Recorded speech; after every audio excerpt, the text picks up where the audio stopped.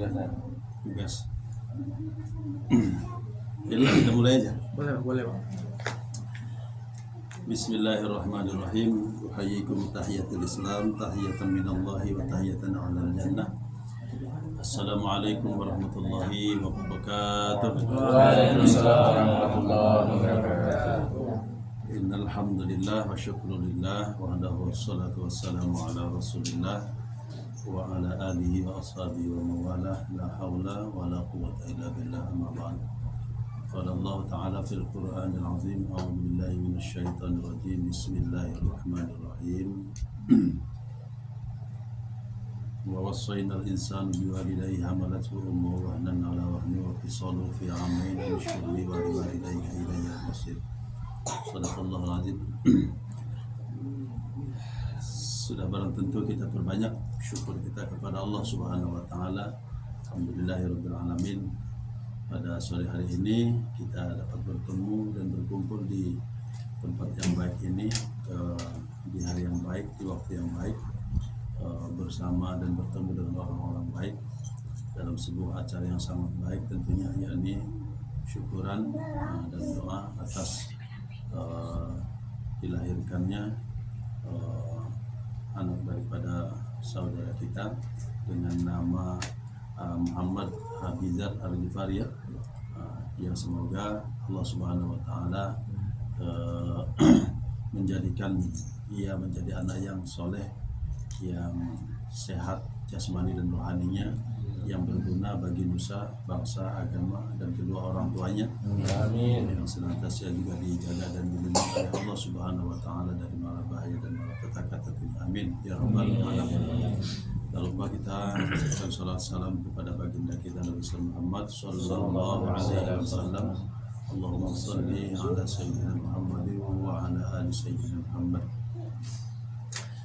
Bapak-bapak serta ibu sekalian yang dirahmati dan dimuliakan Allah Subhanahu wa taala, terkait dengan kelahiran seorang anak, dalam hal ini Rasulullah sallallahu alaihi wasallam telah memberikan arahan dan informasi kepada kita lewat sabdanya.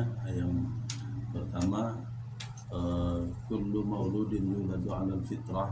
Setiap anak yang lahir itu semuanya dalam keadaan fitrah, artinya Islam. Setiap anak yang lahir dalam keadaan Islam dari perut siapapun dan dari proses apapun. Jadi anak lahir tidak membawa beban dosa, tidak. Ya, walaupun dari hasil perbuatan, misalnya maaf-maafnya perbuatan yang tidak dibenarkan oleh syariat Islam, tapi anak tidak membawa dosa keturunan, tidak. Dia dalam keadaan fitrah, suci, bersih dan Islam. Wa innama abawaihi yuhawidanihi aw yumajjisanihi aw yunassiranihi. Kedua orang tuanya lah yang membuat dia menjadi Yahudi, Nasrani ataupun Majusi. Jadi kalau biasanya kalau orang tuanya memang dia orang Yahudi, secara identik anaknya pun menjadi ikut orang agama orang tuanya. Kalau Nasrani dia pun menjadi Nasrani, kalau Majusi dia menjadi Majusi.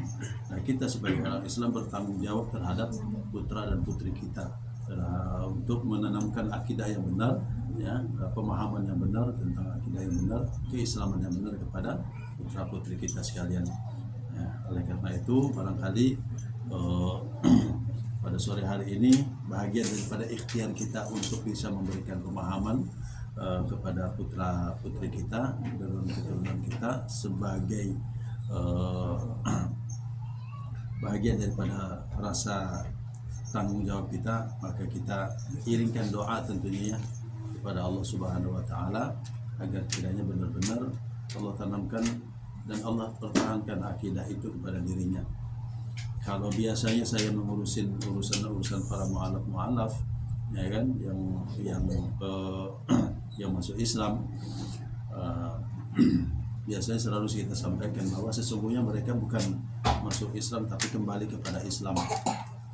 Dia bukan masuk Islam tapi kembali mendapati jalannya, kembali ke rumahnya, sama seperti itu.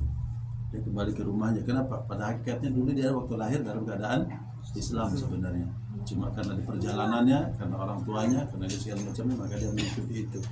Tapi kemudian di tengah perjalanan dia kembali mendapatkan hidayah kesadaran, kepahaman dan segala macam, lalu dia kembali kepada ajaran agama Islam.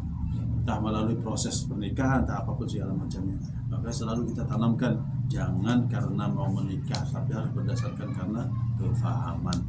Jadi bapak-bapak, ibu-ibu sekalian yang dirahmati dan dimuliakan Allah Subhanahu wa taala, itu satu sabda Rasulullah sallallahu alaihi wasallam. Kemudian di ayat yang lain atau di dalam Al-Qur'anul Karim surat Luqman, Allah Subhanahu wa taala berfirman, bismillahirrahmanirrahim, walaqad atayna Luqmana hikmata an yashkura lillahi wa may yashkur fa innama yashkuru li nafsihi wa man kafara fa inna Allaha ghaniyyun 'hamid. Wa idh qala Luqmanu li ibnihi wa huwa ya'iduhu ya bunayya la tusyrik billah inna syirka la dzulmun 'adzim. Jadi Luqman memberikan wasiat kepada anaknya, jangan engkau menyekutukan Allah. Jadi ini cerita akidah, ya kan? Dia harus kita tanamkan kepada anak-anak kita tentang masalah akidah. Pondasi akidah itu menyangkut masalah pondasi, karena perjalanan hidup nanti di tengah perjalanan, di usia-usia nanti di tengah perjalanan tidak hari ini tuh ke depan jauh lebih tantangan hidupnya dibanding dengan sekarang.